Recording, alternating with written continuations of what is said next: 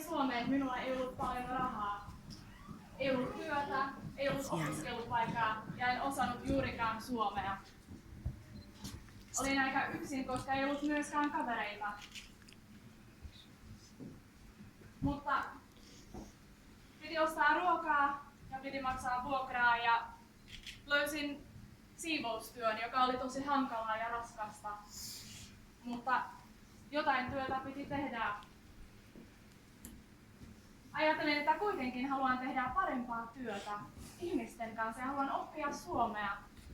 Ja haluan mennä kotoutumiskoulutukseen. Menin siis työvoimatoimistoon. Matilla on, Maijalla on, kummallakin on työ. Heille on se tarpeellinen, jotta perhe syö.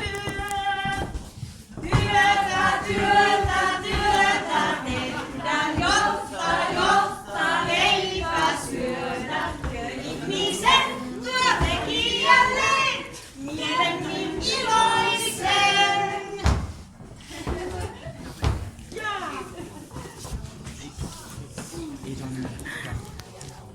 Opiskelin suomea, menin työharjoitteluun ja ajattelin, että sen jälkeen mä voin saada työtä helposti. Mutta sen työnhaku oli niin pitkä ja raskasta ja ei se onnistunut heti. Olin tosi pettynyt.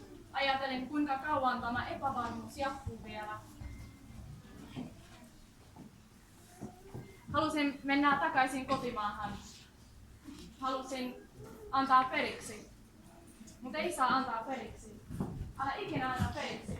Don't you ever give up. Kuulin kaverilta, joka opiskeli Hiidenopistossa, että Lohjalla on myös joku paikka, joku sokeripala.